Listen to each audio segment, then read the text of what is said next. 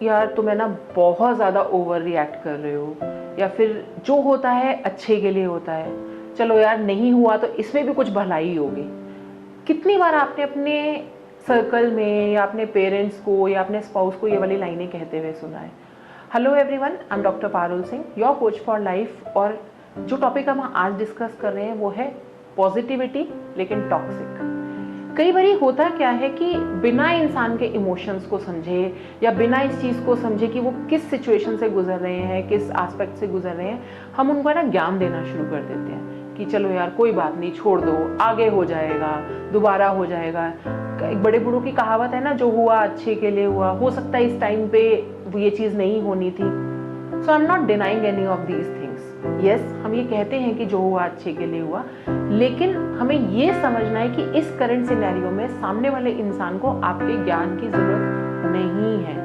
सामने वाले इंसान को इस टाइम पे सिर्फ और सिर्फ आपके हियरिंग ईयर्स की जरूरत है, आपके उस सपोर्ट की जरूरत है, आपके उस लिसनिंग स्किल की जरूरत है, जहाँ पे आप पेशेंस के साथ उसको सुन सकें, उसको समझ सकें, बिना वो ज्ञान की गंगा बहाए जो कि हमारे बड़े बूढ़े या हमारे आसपास के लोग हमें देते हैं। क्योंकि कई बार ये होता है ना कि हम सिर्फ उस एक इंसान को अपने आसपास ढूंढ रहे होते हैं जिसको हम कहते हैं यार वो चाहे मुझे समझे ना, वो चाहे मेरी बात को ना समझे, लेकिन वो मेरी बात सुन लें खाली। एक वो एस्पेक्ट ढूंढते हैं, एक वो कॉर्नर ढूंढते हैं, कई बार सेल्फ टॉक करते हैं, क्योंकि कई बार हम उसमें रहते हैं कि सामने वाला इंसान समझेगा ही नहीं तो क्यों बोलना है। तो पॉजिटिविटी हम अपने अंदर रखते हैं, बहुत अच्छी बात है। हम अपने आप को पॉजिटिव करके रखते हैं, वो भी बहुत अच्छी बात है। हम सामने वाले को पॉजिटिव होने के लिए बोल रहे हैं, वो भी बहुत अच्छी बात है।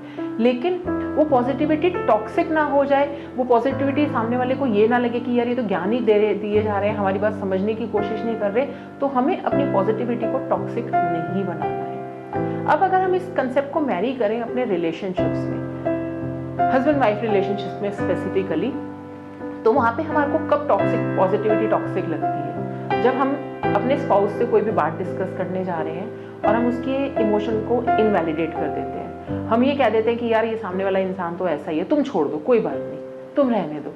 या फिर मेरा स्पाउस मुझे कुछ बात बताने आया और मैंने कहा यार छोड़ो ना, कोई बात नहीं, कोई हो गया रहने देते हैं, अब इस जो ऑलरेडी रायता फैल चुका उसको ज़्यादा बढ़ा के क्या करना है। हमें ये चीज़ें नहीं करनी है। तो फिर क्या लड़ाई करनी शुरू कर दें सामने वाले से जाके, या जिसने वो बात करी उससे लड़ाई करनी शुरू कर दें? जी नहीं। हमें सिर्फ अपने स्पाउस को उस टाइम पे सपोर्टिंग शोल्डर देना है, उसको सिर्फ वो पॉजिटिव ईयर्स देने हैं जिसमें कि हमें उसे ज्ञान नहीं देना। हमें सिर्फ उसकी बात को समझ के ना सामने वाले को ब्लेम करना है जिसकी कंप्लेन वो लेकर आ रहे हैं। हमें सिर्फ ये कहना है लेट्स सी, लेट्स चेक क्या कर सकते हैं। क्योंकि ये एक लाइन इतनी पॉजिटिविटी पूरे सिनेरियो में ऐड कर देगी कि सामने वाले को लगेगा हाँ यार ये मुझे सुन रहे हैं। अब उस चीज़ के ऊपर एक्शन लेना है नहीं लेना है, उस चीज़ को रिवर्ट बैक करना है नहीं करना, ये आप दोनों की इंडिविजुअल चॉइस होनी चाहिए। क्योंकि जब हम किसी भी सिचुएशन में, कहते हैं जब हम गुस्से में किसी सिचुएशन में जाते हैं तो हम क्या करते हैं, हम हमेशा रिएक्ट करते हैं। आपने अपने स्पाउस का रिएक्टिंग एस्पेक्ट वहाँ वो बैलेंस करके उसको रिस्पॉन्ड करने का टाइम दिया। क्यों? क्योंकि उस टाइम पे आपने उसे ज्ञान तो दिया नहीं वो वाला कि रहने दो, पापा तो ऐसे ही हैं, मम्मी तो ऐसे ही हैं, भाई ऐसा ही है, ब्ला ब्ला ब्ला, या फिर अभी पैसे नहीं है, ये नहीं कर सकते, नहीं। आपने सिर्फ उस टाइम पे ये बोल दिया कि चलो देखते हैं क्या करना है। लेकिन ये भी आपका एक पॉजिटिव टॉक्सिक ना बन के रह जाए, तो इसको देखते हैं क्या करने को भी आपको आगे फ्यूचर में ये कंक्लूड करना है कि इस पे एक्चुअली में वर्किंग करने की जरूरत है या नहीं है। तो अगर वर्किंग करने की जरूरत नहीं है तो लेट इट बी, क्योंकि वो आपके स्पाउस को भी समझ में आ जाएगा कि उस टाइम मैं एंगर में थी या उस टाइम पे मैंने गुस्से में रिएक्ट किया तो मेरे स्पाउस ने मुझे उस चीज़ को बैलेंस कर लिया। लेकिन अगर आप दोनों को ये लगता है, एज ए हस्बैंड वाइफ आप दोनों को लगता है कि इस एस्पेक्ट पे काम करने की जरूरत है, तो आई ऑलवेज सजेस्ट कि please work on that pattern. क्योंकि एंगर हमेशा एक इमोशन जो है एंगर का, वो कभी भी सिर्फ एक एंगर नहीं होता। एंगर के नीचे हमेशा एक फियर होता है, fear of isolation, fear of leftover, fear of not getting the identity, fear of not getting to be listened out।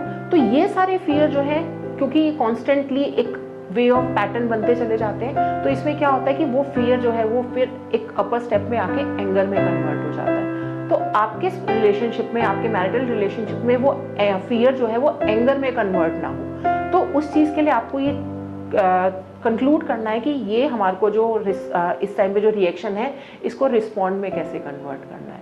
क्योंकि इसमें एक आप यूजुअल एग्जांपल समझिए कि घर में कोई इंसिडेंट हुआ, वाइफ उस चीज़ की कंप्लेन लेके आई, तो हम पहले क्या समझाते हैं उसको, यार मम्मी से मत बोलना, उनको बुरा लग जाएगा, वो क्या सोचेंगी कि बहू ऐसे बोल रही है। तो despite of using these lines, despite of getting into the positive toxic positivity, just explain करके, ठीक है पहले हम इस चीज़ के बारे में बात करते हैं कि तुम्हें किस चीज़ का बुरा लगा, आई एग्री। सबसे पहले तो उसके इमोशन को एक्नॉलेज करो कि आई एग्री, तुम्हें बुरा लगा। उस एग्रीमेंट के बाद उसकी बात को सुनो, लेकिन उस बात को सुनने के बाद ये नहीं कि तुम तभी मम्मी से जाके लड़ने चले गए कि आप सही हो या आप गलत हो, या आप वाइफ से लड़ना शुरू हो गए कि नहीं तू तो गलत है, तो मम्मी को हमेशा गलत ही समझती है। नो, उस पॉइंट पे आपको सिर्फ और सिर्फ उस रिएक्शन को समझना है, उस समझने के बाद उस चीज को न्यूट्रल करना है और रिस्पॉन्ड भी नहीं करना है। उस टाइम पे रिस्पॉन्ड करो जब आपकी वाइफ उस इमोशन को प्रोसेस कर ले, आपकी वाइफ उस एंगर को प्रोसेस कर ले, and then ask her permission. उससे पूछो उसके बाद कि अब बता क्या करना है, क्योंकि इस परमिशन आस्किंग में ना आपका रिलेशनशिप इतना ज्यादा स्मूथ हो जाएगा, इतना ज्यादा अच्छा हो जाएगा, क्योंकि आप दोनों ने एक दूसरे के इमोशंस को एक्नॉलेज करा, एक दूसरे के स्पेस को एक्नॉलेज करा, और फिर आपने उससे परमिशन ली, जो कि यूजुअली घरों में नहीं होता है। या तो आप रिएक्ट करके आ जाते हो और बाद में सारा ब्लेम वाइफ के ऊपर डाल देते हो कि तेरी वजह से मैंने अपनी मम्मी से लड़ाई करी और अब तू ही मेरे से लड़ाई कर रही है। नो, वो आपने कॉन्शियस चॉइस बनाई थी। हो सकता है हमने अपने प्रीवियस वीडियो में इसको बहुत डिटेल में डिस्कस किया हो कि आपने कॉन्शियस चॉइस बनाई है, उसका ब्लेम आप अपने स्पाउस के ऊपर नहीं डाल सकते। सेम वे वाइफ भी अगर किसी उसने अपने हस्बैंड को कोई एस्पेक्ट समझा रही है कि नहीं यार घर में ऐसा हो जाता है, कोई बात नहीं मैं बैलेंस कर लूंगी, कोई बात नहीं मैं बात को संभाल लूंगी, तो अगर आप उस बात को संभाल लोगे तो please don't discuss it with your husband. अगर आप उस बात को एक्नॉलेज कर सकते हो, आप उस बात को संभाल सकते हो, तो अपने रिलेशनशिप में उस बात को बीच में मत आने दो, क्योंकि आप खुद ही एक तरफ अपने आप को पॉजिटिव कर रहे हो, लेकिन उसकी टॉक्सिसिटी आप अपने हस्बैंड के ऊपर डाल रहे हो। तो उससे क्या होगा कि उसके माइंड में कंप्लीट कॉन्टिन्यूस एक बैंगिंग होती रहेगी कि कुछ तो गलत है, कुछ तो गलत है, और वो उस कुछ तो गलत होने में वो रिएक्ट कर देगा और फिर ब्लेम आप एक दूसरे के ऊपर डालोगे। सो गाइस, जस्ट अंडरस्टैंड कि पॉजिटिव होना गलत नहीं है, लेकिन उस पॉजिटिविटी को टॉक्सिक करना, उस पॉजिटिविटी को नेगेटिव, क्योंकि हम पॉजिटिविटी को भी नेगेटिव कर देते हैं, उस पॉजिटिविटी को नेगेटिव करना गलत है। तो हर सिचुएशन में हो सकता है इस सिचुएशन में एकदम से रिएक्ट करना ज्यादा आपको ठीक लग रहा हो, लेकिन दूसरी सिचुएशन में रिएक्ट करना आपको ठीक ना लग रहा हो। तो किसी भी चीज़ का पॉजिटिव या नेगेटिव एस्पेक्ट उस चीज़ की करंट सिनेरियो पे डिपेंड करता है कि आपको उस पर्टिकुलर सिचुएशन में क्या डिसीजन लेना है, उस सिचुएशन में आपको क्या डिसाइड करना है, उस सिचुएशन में आपको चुप रहना है, उस सिचुएशन में आपको जवाब देना है, उस सिचुएशन में आपको अपने स्पाउस को इन्वॉल्व करना है या नहीं करना है। So take this aspect as a positive aspect कि ठीक है हो गया, and now let me check कि करना क्या है। So if you want to understand कि पॉजिटिविटी को हम टॉक्सिक ना होने दें, उसको एक पॉजिटिव एस्पेक्ट से ही रखें, just connect me on the given number on the screen, and just keep subscribing my YouTube channel because I keep on updating videos related to relationships, जहाँ पे हम रिलेशनशिप को उस एस्पेक्ट से डिस्कस करते हैं कि उनके बिहेवियर एस्पेक्ट्स क्या हैं।